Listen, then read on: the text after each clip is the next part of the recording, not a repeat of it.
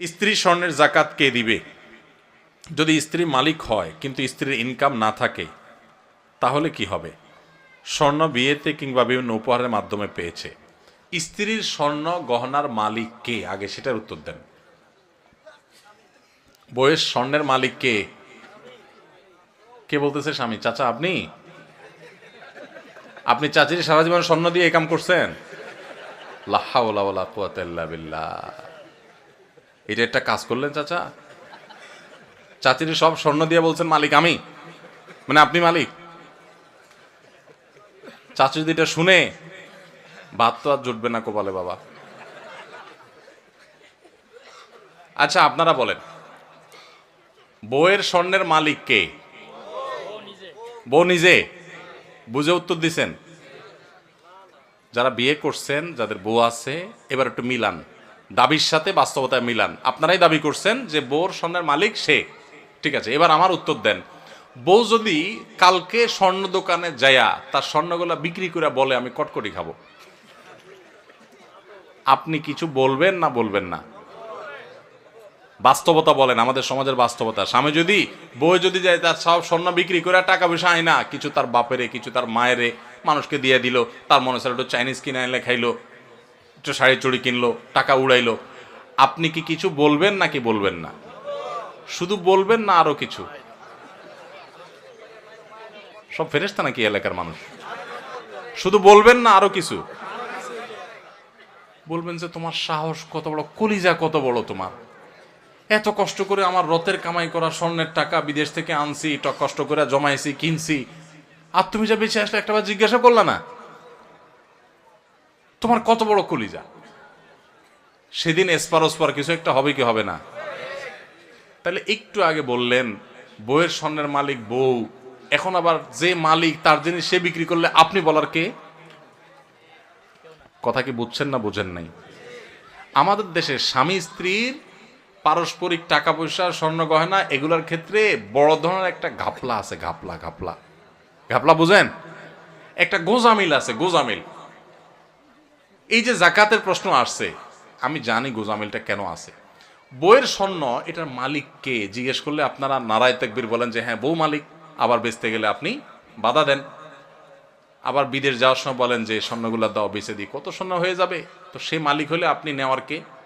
আপনি তো তার কাছে দরখাস্ত লিখবেন, বরাবর ম্যানেজার অত্র বাসা, বিষয় ঋণ মঞ্জুরির আবেদন, জনাব যথাবিহিত সম্মান প্রদর্শন পূর্বক নিবেদন এই যে আমি অধম গরিবের ছেলে, বিদেশ যাওয়ার নিয়ত করিয়াছি, আমার ভিসা টিকিট ইত্যাদির টাকা ব্যবস্থা করার ক্ষমতা নাই।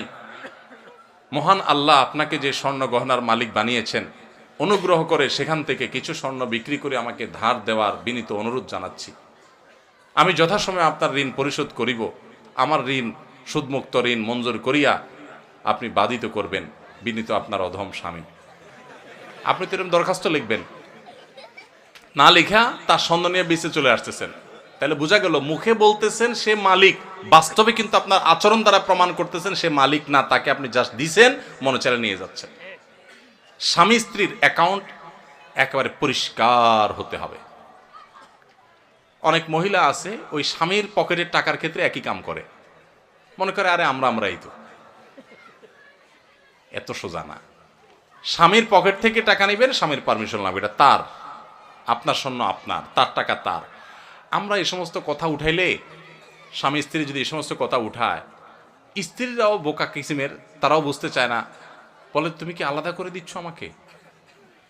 এটা কোনো কথা? এগুলো আমার স্বর্ণ, আমি যা ইচ্ছা তা করবো, ওইগুলো তোমার টাকা, তুমি যে এত এত দূর দূর করলে কি স্বামী স্ত্রী থাকা যায় নাকি একসাথে? বাঙালি আমরা অতি ভালো সাজি, অতি ভালো সাজি, এরপর যখন ভেজাল লাগে এবার টানাটানি শুরু হয়। ইসলাম বলে এই সমস্ত অতি ভালো সাজার সুযোগ প্রত্যেকের অ্যাকাউন্ট তার তারটা, যার যারটা তার তার কাছে। বুঝেন নাই কথা? স্বামীকে আপনি মোহরের টাকা দিয়েছেন, এটা তার, তিনি যা ইচ্ছা তা করবেন। আপনাকেও চাইলে কিছু দিতে পারেন, ঠিক আছে মোহরের টাকা পাইছি, আমি বড়লোক হয়ে গেছি, তুমি গরিব মানুষ নাও, তোমারটা দিলাম আল্লাহর রাস্তায়, দিতে পারে। তো স্ত্রীদের স্বর্ণের জাকাত তারা দিবে যদি তারা মালিক হয়। আর যদি আপনি তার ব্যবহার করতে দেন, অনেক বিদেশি প্রবাসী লোক আছে বিদেশ থেকে সনটন্য পাঠায়, বউরে দেয়। আসলে বউরে দেয় হলো ব্যবহার করার জন্য। বউরে কি দেয়? মালিক বানায় দেয় না, মালিক কিন্তু সে, মতলব খারাপ, বেঁচে ফেলবে, এই জন্য বউর কাছে দেয় শুধুমাত্র। তাহলে এক্ষেত্রে জাকাত স্বামী দিবে যদি মালিক স্ত্রীকে না বানায়। ক্লিয়ার যদি বলে দেয় এটা তোমাকে মানা দিছে, তুমি মালিক।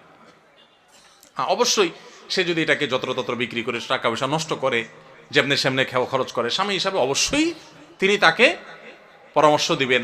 সেটা হবে হিতাকাঙ্ক্ষী সুলভ, সেটা খবরদারি সুলভ না যে তুমি এটা কাজ করলা, যেন তেনভাবে করে ফেলছো, তোমারই তো জিনিস, তোমারই কাজে লাগতো, আর একটু ভালো কাজে লাগাইতা, আরো দাম বাড়তো তখন দাম পাইতা, আমার একটু জিজ্ঞেস করতা কোথায় একটু বেশি ভালো দাম পাওয়া যায়, ইত্যাদি ইত্যাদি। হিতাকাঙ্ক্ষী সুলভ আপনি সেখানে কথা বলতে পারেন, সেটা না করে আপনি করেন কি খবরদারি সুলভ। ঠিক না বেঠিক? এগুলো করা যাবে না। তাহলে স্ত্রীর গহনা জাকাত স্ত্রী দিবে। এখন প্রশ্ন হলো, স্ত্রীর গহনা জাকাত যে দিবে, বেচারে টাকা পাবে কই? উত্তর হলো, মোহর দেন নাই নিশ্চয়ই। মোহর যদি দিতেন তাহলে মোহরের টাকা থেকে রেখা রেখা সে খরচ করতো, জাকাত দিতে পারতো।